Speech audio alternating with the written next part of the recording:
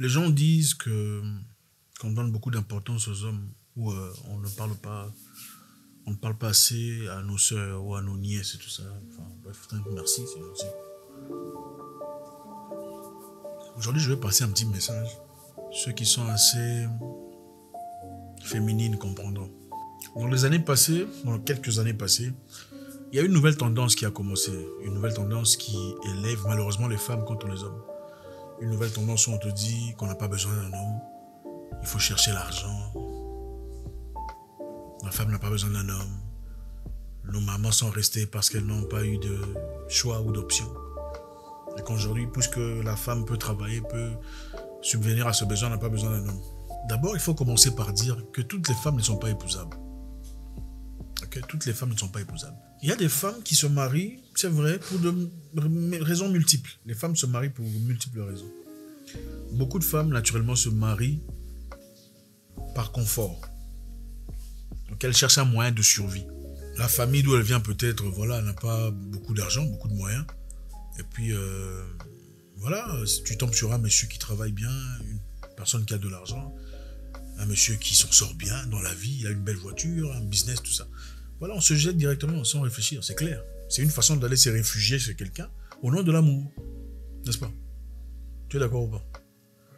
Beaucoup de femmes se marient parce qu'elles vont se réfugier. Ah, il est tombé sur un Libanais. Ah, le Libanais là, propriétaire de magasin, c'est lui sa femme. Oui, mais est-ce qu'elle aime vraiment le Libanais? Est-ce qu'elle aime vraiment le Libanais? Point d'interrogation. Il y a des femmes, nous on a vu des femmes laisser un pote suivre un Pakistanais. Bon voilà, c'est clair, le Pakistanais avait une grosse voiture, quelques entreprises. On lui a ouvert un truc, son truc à elle, une petite boutique au coin où elle vendait je sais plus quoi là. C'est clair, beaucoup de femmes se marient par confort. C'est un moyen de survie, c'est un abri, c'est une façon de se protéger. Il y a des femmes qui se marient par conformité. C'est-à-dire, elles se marient seulement parce que la voisine l'a fait. Elles se marient seulement parce que la fille du voisin l'a fait. Elles se marient parce que toutes ses sœurs sont mariées. Elles se marient parce que toutes ses copines sont mariées. Finalement, entre copines qui sont mariées avec leurs enfants, toi tu viens toute seule là, ça paraît un peu bizarre. Maintenant, pour paraître propre, quand on n'est pas marié, qu'est-ce qu'on fait? On devient entrepreneur. Bah, moi je suis pas marié mais j'ai ma grosse voiture. Moi je suis pas marié mais j'ai ma grande maison. Qui vous a dit que c'est la grande maison ou la grosse voiture qui est le bonheur? Et ici, je m'adresse aux femmes féminines. Je ne m'adresse pas à celles-là qui ont déjà... comment vous appelez ça? Les hybrides. Ok? Parce que voilà, les femmes ne sont pas égales. D'abord, il faut séparer les femmes. Il y a des femmes féminines. Il y a des femmes qui ne sont pas féminines. C'est des masculines. Elles ne sont pas égales.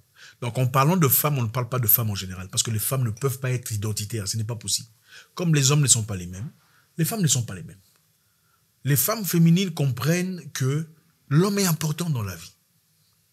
Les femmes masculines pensent que l'homme n'est pas important, il faut avoir un business, une entreprise, mais en attendant, quelquefois qu'on a des besoins, on ne sait pas comment il faut gérer ça. Bon, elles seules savent comment elles gèrent leurs besoins, là, comme ça. Mais une femme féminine n'a pas besoin de changer d'homme, homme à homme. Ah, lui là, c'était un mauvais, je vais le laisser. Lui là, c'était un voyou. Lui là, c'était un manipulateur, je vais le laisser. Puis finalement, le body count, comme on dit body count, hein, le compteur du corps là monte jusqu'à 500 et puis on commence à avoir peur de parler de sa vie. Oh non, je ne veux pas parler de mon passé. Non, ton passé est pourri. Voilà pourquoi tu ne veux pas parler de ton passé.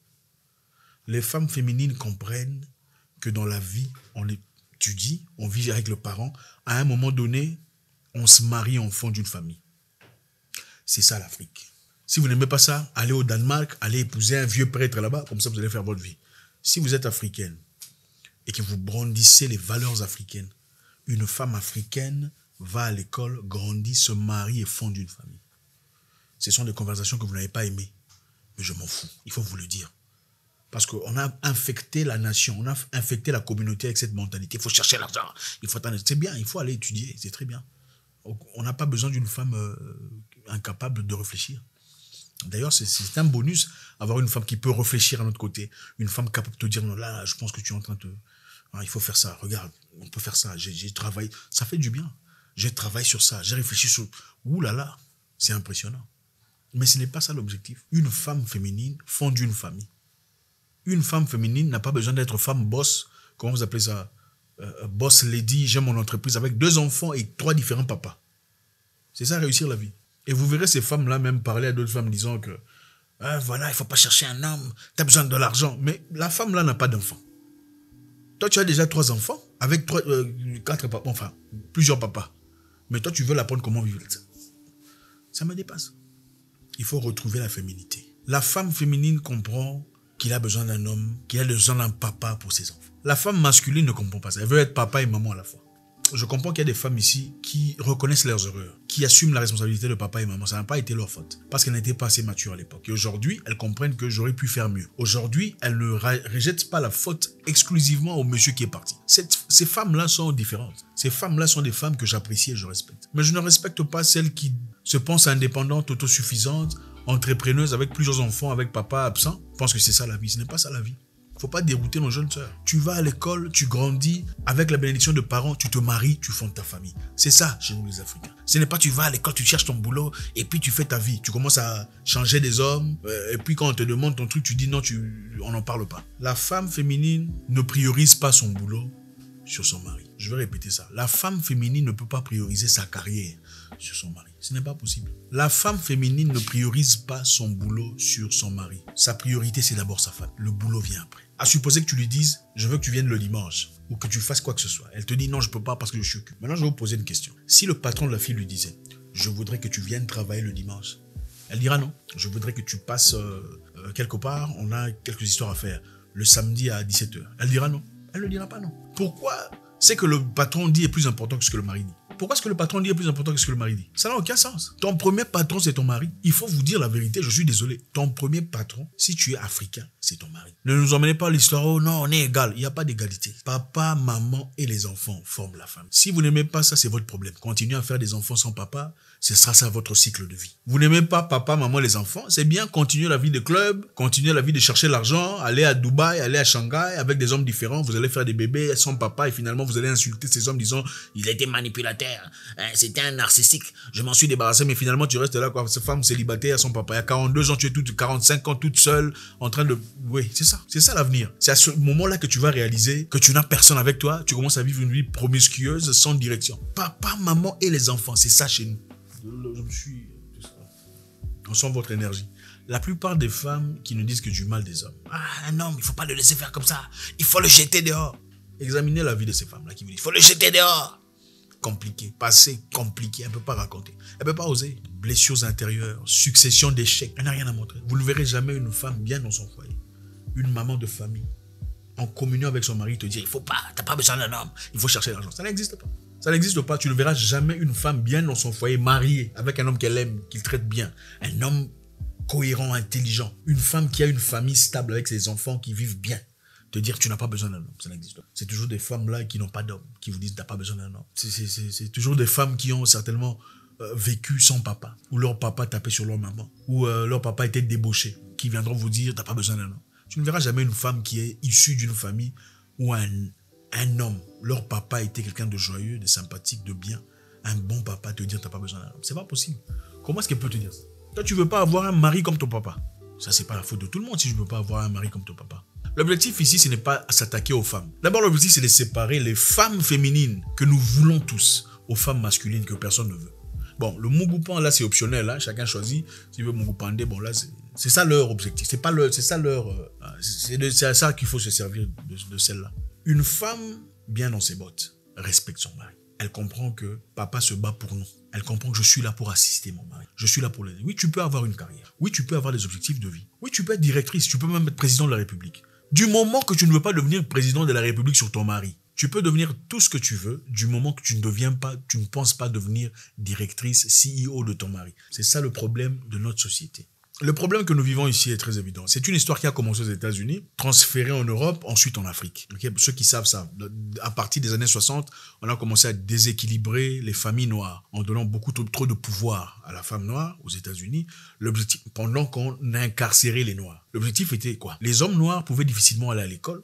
Les hommes noirs pouvaient difficilement avoir des bons boulots pendant que les femmes noires étaient propulsées. Les femmes noires étaient encouragées à avoir des enfants, différents enfants avec son papa, parce que chaque enfant était payé. On leur payait de l'argent. Aujourd'hui, d'ailleurs, beaucoup de femmes utilisent ça, même en Europe. 7 enfants, papa n'est pas là. Pourquoi? Parce qu'elles reçoivent de l'argent. Ce n'est pas propre. Et cette mentalité a créé, bon, en fait, je n'ai pas besoin d'un homme. J'ai juste besoin d'argent pour vivre. N'est-ce pas? Je n'ai pas besoin d'un homme. C'est ça qu'on a transformé en entrepreneuriat. On veut devenir entrepreneur. L'entrepreneuriat, c'est pas pour tout le monde. Qui vous a dit que pour être une femme bien dans la vie, dans la société, il faut être entrepreneur?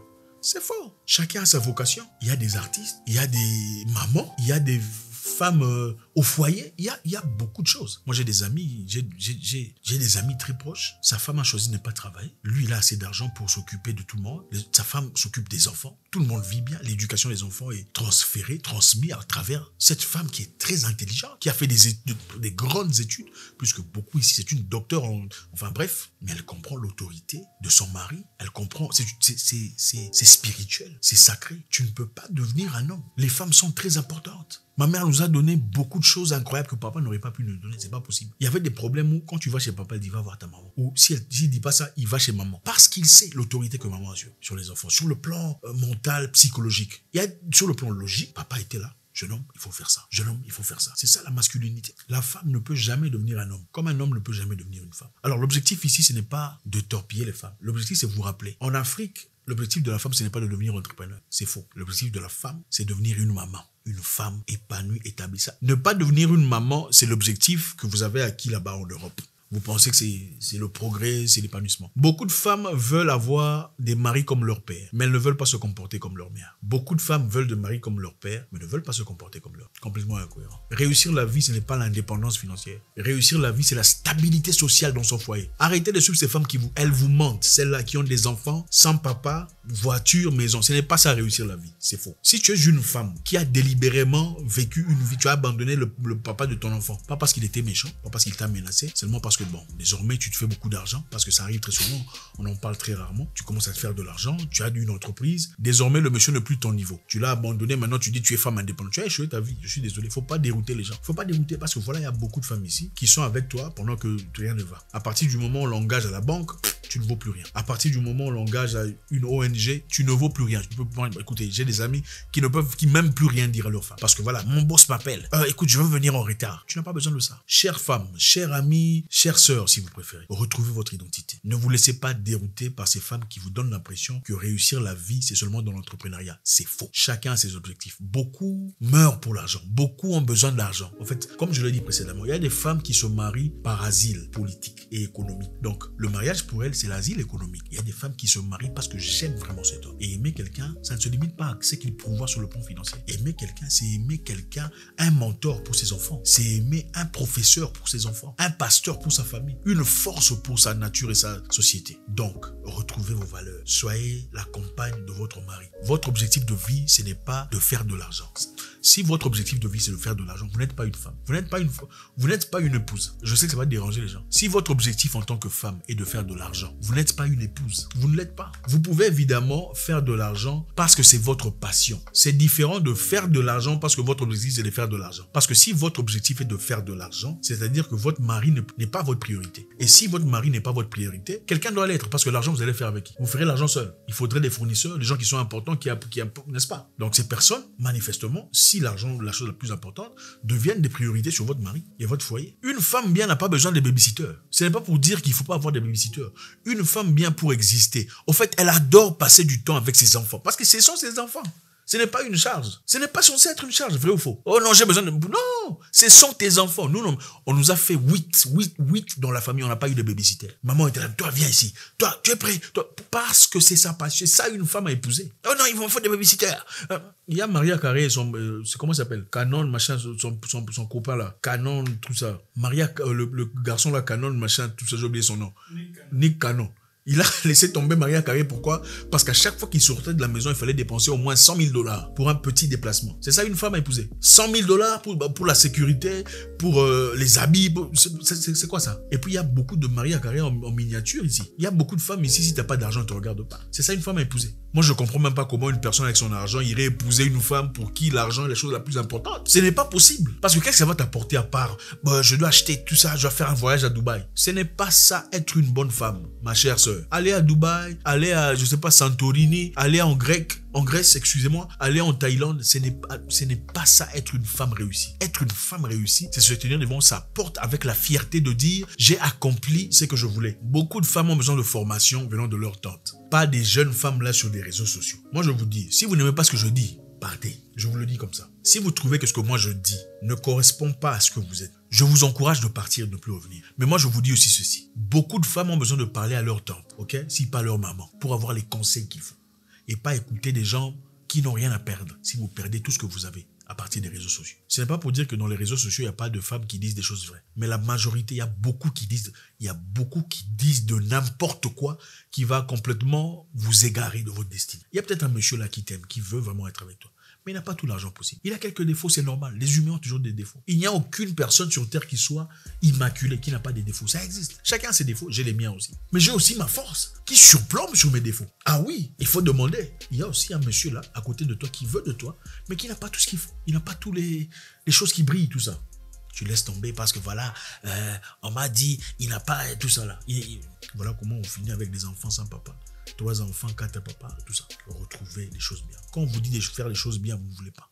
Les choses bien, c'est quoi? Dans nos traditions, on veut que vous restiez tel que vous êtes né jusqu'au mariage. Nous savons que vous êtes incapable de le faire. Parce que même à l'église, on vous dit abstinence. Vous ne vous abstinez pas, mais vous êtes toujours là à condamner les gens. Oh, elle là, vraiment, franchement, c'est ce qu'elle a fait. Ah, elle sort, elle va en boîte. Ah, elle fume. Cette femme, vraiment, Dieu. Mais en attendant, vous êtes les plus grands fornicateurs dans la fornication. Là, vous n'en parlez pas.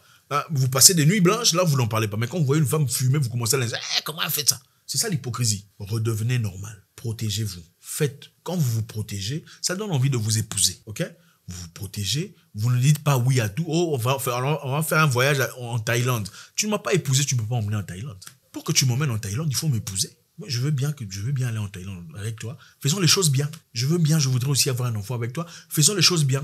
Mais toi, tu précipites parce qu'il a de l'argent. Tu penses que c'est après avoir fait l'enfant qu'il va rester. Ensuite, il disparaît. Quand il disparaît, oh non, les hommes sont des manipulateurs. Non, c'est toi qui n'es pas intelligent. Il faut revenir. Au fait, passez ce message à vos sœurs. Envoyez cette vidéo à quelqu'un pour qu'elle comprenne. L'objectif, ce n'est pas de rabaisser la femme. L'objectif, c'est de redevenir une femme. Et une femme, c'est une femme qui se respecte. Elle ne couche pas de gauche à droite avec des gens. Une femme qui se respecte normalement ne devrait pas avoir plus de 3 personnes avec qui elle a été. On peut comprendre que voilà, la première c'était une erreur, deuxième, à 28 ans, tu ne peux pas avoir, quand on vous pose la question, on dit toujours 3, mais c'est toujours multiplié par quelque chose. 25 ans, 10, 15 ex. Et puis tu dis femme. Quelle femme il y a là? Il n'y a pas de femme là-bas. Il n'y a pas de femme là-bas. Voilà pourquoi on ne veut pas parler du passé. Parce qu'on sait que c'est la saleté, c'est la crasse. Il faut se protéger, il faut se préserver. Quand tu te comportes correctement, on va venir te chercher et te prendre. Aucun homme ne veut d'une femme avec un palmarès. Aucun. Écoutez, vous pouvez devenir entrepreneur, boss lady. Si le monsieur sait que tu es... S'il se respecte, il va partir. À moins que ce soit les omelettes là, tout ça, qui, voilà, ce sont même pas des hommes, même pas des bêtas, ce sont des simps qui ont pour objectif de profiter de ce que la femme peut offrir. En tant que femme, vous n'avez pas besoin d'argent pour qu'un homme te respecte. En tant que femme, vous n'avez pas besoin d'avoir de l'argent ou d'être entrepreneuse ou entreprenante pour qu'un homme respectueux en société vous respecte. Là, maintenant, le courage de dire « je n'ai pas besoin d'un homme ». C'est-à-dire que beaucoup parmi elles ne sont pas des femmes épousables. Ce sont des réfugiés économiques. Elles se marient en réfugié économique. Ok? On dit que les hommes ont peur.